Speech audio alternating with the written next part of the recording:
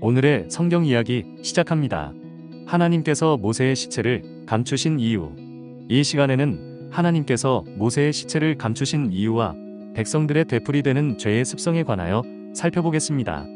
모세는 홍해를 지팡이로 갈라 백성들을 인도했고, 여호수아는 언약궤를 앞세워 요단강을 마르게 했습니다. 이 차이는 단순한 사건의 차이가 아니라 하나님께서 신앙의 기준을 어디에 두고 계신지를 보여주는 중요한 신학적 흐름입니다. 모세를 따랐던 출애굽 1세대는 기적과 능력 중심의 믿음을 가졌던 세대였고, 하나님의 권능을 모세의 손을 통해 체험했습니다.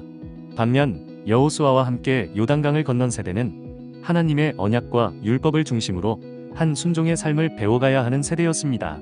하나님께서는 능력 중심의 상징으로 남을 수 있는 모세의 시체를 감추심으로써 그 자체가 우상화되지 않도록 하셨습니다. 신명기 34장 6절에는 여호와께서 그를 모압 땅 벳부올 맞은편 골짜기에 장사하셨으나 오늘까지 그의 묻힌 곳을 아는 자가 없느니라라고 기록되어 있습니다.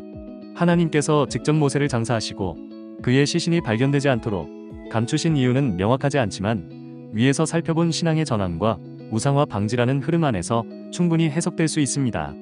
이 선택은 이스라엘 백성들의 신앙적 습성을 볼 때 더욱 분명해집니다. 민수기 21장 9절에서는 하나님께서 주신 노뱀을 백성들이 나중에 우상처럼 섬기게 되었다는 것이 열왕기하 18장 4절에 기록되어 있습니다. 그가 모세가 만든 노뱀을 이스라엘 자손이 이때까지 분향함으로 그것을 부수고 느후스단이라 일컬었더라. 또한 사무엘상 4장 3절에서는 블레셋과의 전투에서 하나님께 순종하는 방향의 지침이 되는 언약궤를 무기처럼 전장에 들고 나가는 장면이 기록되어 있습니다. 이처럼 백성들은 여전히 신앙의 본질보다는 외적인 상징에 집착하는 습관이 깊게 자리 잡고 있었고, 하나님은 모세의 시체가 또 하나의 우상으로 전락할 가능성을 사전에 차단하신 것입니다. 이러한 신앙의 왜곡된 습성은 단지 광야 세대에서만 나타난 것이 아닙니다. 모세의 죽음 이후 수백 년이 지난 기원전 1세기 무렵, 유대 문헌들 속에서도 모세를 영웅화하고 신화화하려는 움직임은 여전히 강하게 나타납니다.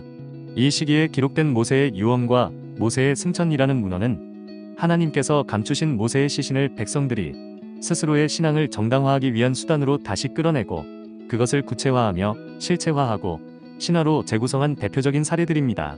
그들은 하나님의 뜻이라는 명분 아래 감추어진 것을 다시 만들어내며 하나님의 뜻보다 자신의 신앙을 앞세운 셈입니다. 이처럼 하나님께서 감추신 것을 자신들의 신앙으로 드러낸 신화는 유다서에도 영향을 미쳤습니다. 유다서 1장 9절에는 천사장 미가엘이 모세의 시체에 대하여 마귀와 다투어 변론할 때에 라고 기록되어 있는데, 이 장면은 구약 성경 어디에도 등장하지 않습니다.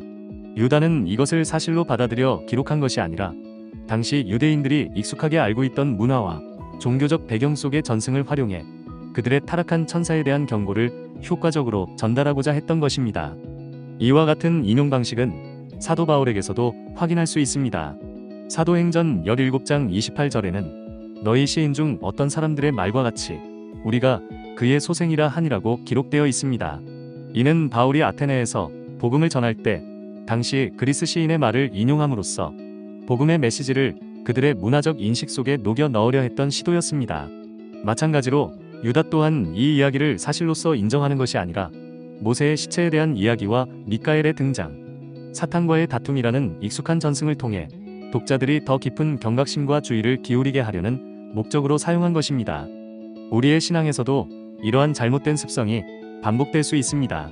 때때로 하나님께서 감추시고 침묵하신 부분에 대해 우리는 억지로 해석을 덧붙이고 상상으로 메꾸려 하며 하나님의 뜻보다 인간의 추정과 의도를 앞세우기도 합니다.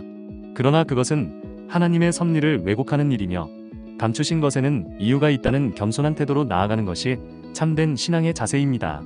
하나님의 주권은 드러내심에도 있고 감추심에도 있습니다. 우리는 때때로 그 감추심 앞에서 멈추고 조용히 경외함으로 바라보아야 합니다.